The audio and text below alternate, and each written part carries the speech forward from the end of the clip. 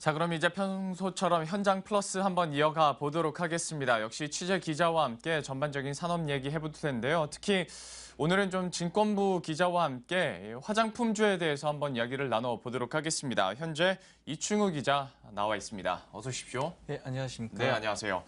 저희가 어제 제약바이오주 얘기를 했고 이 부분에 대해서는 앞으로도 기대감이 크다고 얘기를 드렸었는데 화장품주는 상황이 조금은 다른 것 같습니다. 지금까지 사실 기대감이야 많이 있긴 합니다만은 좀 메르스 여파도 있었고 앞으로도 쉽지는 않을 거다라는 얘기도 조금씩 나오고 있는 것 같습니다. 전반적으로 화장품주 주가 추이가 어떤지부터 좀 설명을 해주시겠어요? 예, 원래 당초에 준비하려고 했던 거는 그 제약 바이오주처럼 화장품도 상당히 고평가 논란이 있지 않았습니까? 예. 그래서 이제 잠깐 메르스 여파로 주춤하긴 했지만 이제 다시 화장품주 고평가 논란이 불이 붙나 다시 기지 개편이나 이런 걸로 준비했었는데요. 예. 오늘 장 추이를 보니까 상당히 상황이 달라졌습니다. 일단 아모레퍼시픽 화장품의 대장주인 아모레퍼시픽이 현재 9%대 급락세를 보이고 있고요. 예. 그 아모레퍼시픽의 지주회사인 이제 아모레퍼시픽 G도 마찬가지로 9%대 급락세를 보이고 있었습니다. 그동안의 주가 추이를 보면요. 그 이제 메르스 여파죠. 중국인 관광이 감소에 따른 우려로 화장품주 대부분이 6월 들어서 주가가 크게 하락했었습니다. 아무래도 이제 중국인 관광이 감소가 이제 매출의 대부분을 차지하다 보니까 그 영향이 가장 컸었는데 5월 중순 43만 원 선이었던 아모레퍼시픽 주가는 한동안 40만 원 선을 밑돌았었는데 오늘 다시 40만 원 선 아래로 빠졌습니다. 예. 아무래도 이제 내수와 외국인 관광객 수요 모두 악재가 겹쳤기 때문인데요. 우리나라 소비자도 그렇지만 이제 중국인 관광객이 줄은 것에 대한 우려가 엄청 컸었는데 그동안 이제 중국인 매출이 힘입어서 고성장을 이어왔기 때문입니다. 이제 그동안 메르스가 진정 조짐을 보이면서 아모레퍼시픽은 이달 이제 2일에 최고가를 경신하기로 했는데 오늘 다시 40만 원 선 아래로 빠진 38만 원 선을 기록하고 있습니다.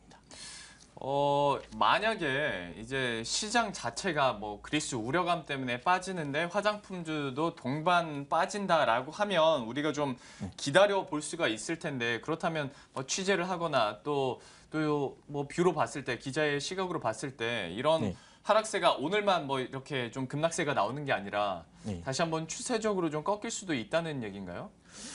예, 이게 사실 그 증권사별로 실적 추이나 이제 향후 주가 전망은 사실 엇갈리는 상황입니다. 예, 아모레퍼시픽 같은 경우를 보면요. 이게 증권사들의 리포트를 찾아보면은 그 7월 들어서 사실 화장품주 가운데 목표 주가가 상향된 곳은 아모레퍼시픽이 유일합니다. 예. 그 KTB 투자증권 같은 경우는 이제 메르스 여파에 따른 국내 매출 부진에도 해외 사업이 고성장을 이끌면서 실적을 견인할 것으로 내다봤는데요. 네. 이런 분석과 함께 종전 50만 원이었던 주가를 55만 원까지 상향 조정했습니다. 근데 이제 반대로 다른 증권사인 한국투자증권 같은 경우는 다른 분석을 내놨는데요. 해외 사업 호조 속에서도 국내 성장을 둔화되고 있다는 점에 초점을 맞췄습니다. 그 2분기 영업이익이 전년 대비 34% 증가할 것으로 예상된다면서도 시장 컨센서스는 13% 하회할 것으로 전망했습니다. 목표 주가가 상향된 것이 아모레퍼시픽이 유일하다고 말씀을 해주셨는데요. 그렇다면 좀 다른 화장품주들도 우리가 얘기를 해봐야 될 것 같습니다. 방금 차트에서도 올라가긴 했습니다만은 LG생활건강 같은 경우에도 오늘 5% 급락을 하고 있더라고요. LG생활건강도 한번 짚어주시겠어요? LG생활건강 같은 경우는 이제 다른 회사, 특히 아모레보다는 상대적으로 약세를 계속 보여왔었는데요. 그 메르스 불안이 최고조에 달하면서 6월 중순에 주가를 바닥을 쳤습니다. 그 4월 중순 90만 원을 넘었던 LG생활건강의 주가는 6월 중순에 70만 원 아래로 내려갔었는데요. 그런데도 아직도 80만 원 선을 회복하지 못했는데 오늘도 5%대 약세를 보이고 있죠. 그 다른 회사도 좀 짚어보면요. 미샤로 유명한 AVCNC도 마찬가지입니다. 4월 중순에 주가가 3만 5천 원이었었는데 2만 원 선 아래로 떨어졌다가 아직도 3만 원 선을 넘지 못하고 있습니다. 주된 이유를 한번 이제 얘기를 해봐야 될 것 같은데 그렇다면 아무래도 메르스 여파인가요? 그러면 실적이 좀 부진할 것이다. 이것 때문에 주가 이렇게 빠지고 있는 건가요? 예, 그렇죠. 이제 메르스 환자가 발생한 게 이제 2분기 아닙니까? 그거에 따라서 이제 중국인 관광객이 상당히 실제로 줄었습니다. 네네. 대부분 이제 화장품 업체들의 주요 매출은 면세점 찾는 중국인 관광객들이 올려주고 있었는데요. 그 부분이 상당히 컸었는데 아무래도 이제 2분기가 1분기 영업이익보다는 증가율이 약화될 것으로 본 것이죠. 그러겠네요. 그래서 보면은 사실 그 전망치만 하더라도 영업이익 증가율이 33%, 아까 한국투자증권이 내놓은 영업이익 증가율인데요. 이 정도면 상당히 선방한 것으로 볼 수 있지도 않습니까? 근데 사실 투자자들의 눈높이는 이제 높아질 대로 높아졌다는 겁니다. 이게 1분기 아모레퍼시픽의 영업이익 증가율이 58%였는데요. 예. 그 실적 발표인 당일 5월 14일을 보면은 주가는 무덤덤한 반응을 보이며 오히려 약세로 돌아섰습니다. 전일 대비 0.51% 정도 주가가 빠졌는데요. 뭐 이미 이 정도 실적은 예상했다는 것입니다.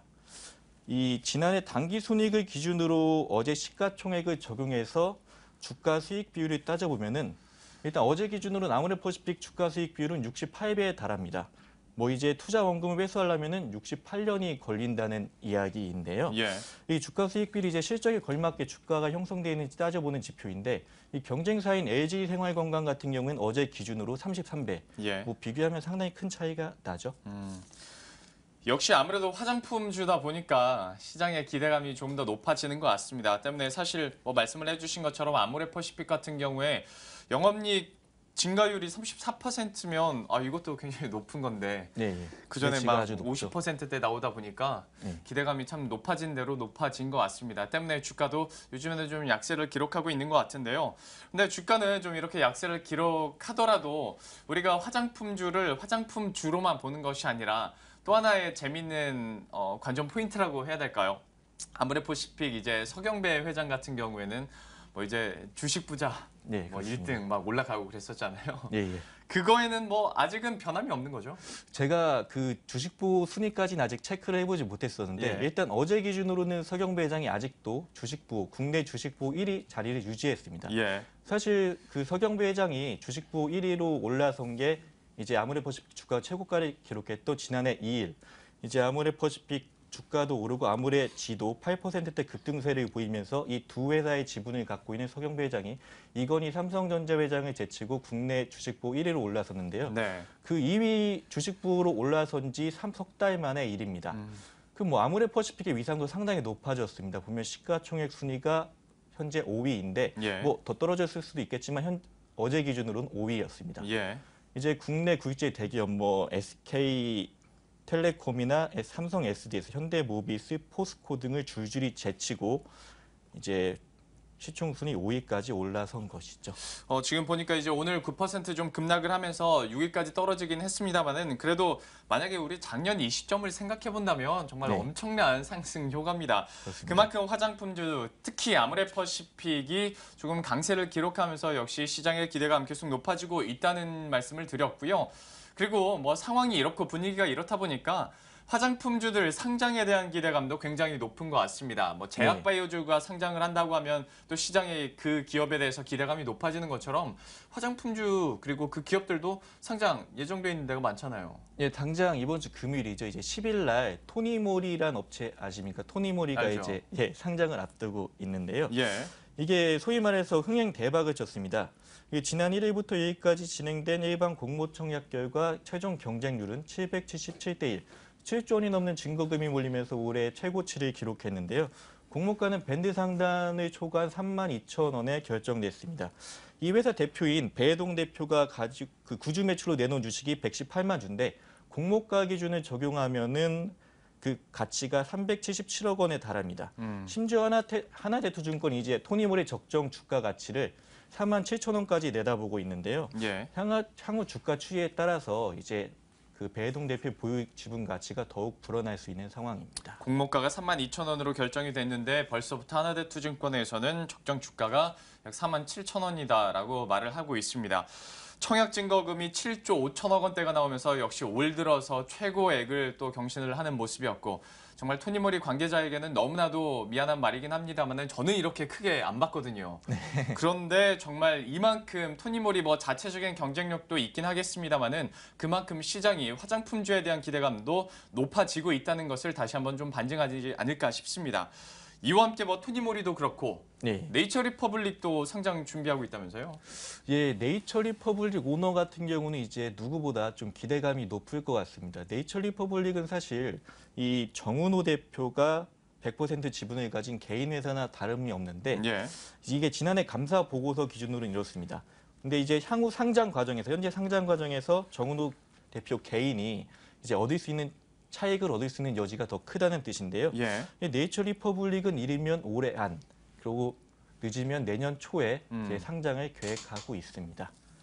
근데 이제 이렇게 화장품 업체들이 기대감이 높아지고 있는데 뭐 이제 상장을 한다는 건 중국발 훈풍이 계속 불 것으로 내다보고 있는 것이죠. 예. 하지만 우려의 시각도 존재합니다. 오늘 아모레퍼시픽 주가가 빠졌듯이 네. 이 중국 시장이 오히려 독이 될 수 있다는 지적도 유념해야 한다는 것인데요.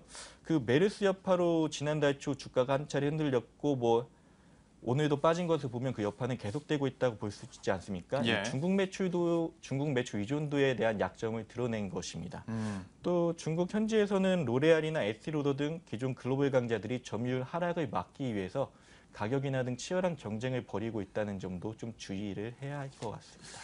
우리 화장품주에 대한 어떤 투자를 생각하실 때 중국 얘기를 빼놓을 수가 없을 것 같은데요. 그런데 참 중국이 지금에 있어서는 좀 양날의 검 같은 느낌도 드는 것 같습니다. 아무래도 비관세 장벽이 강화가 되면서 여기에 또 화장품주 좀 우려감이 낳고 있는 반면에 또 중국에서의 화장품 어떤 2차 성장기 계속 이어지고 있다는 리포트도 계속 나오고 있는 만큼 여러분들이 한번 지켜보시면서 화장품주의 주가도 다시 한번 좀 지금의 힘든 시점을 벗어나서 반등할 수 있을지 한번 지켜보도록 하겠습니다.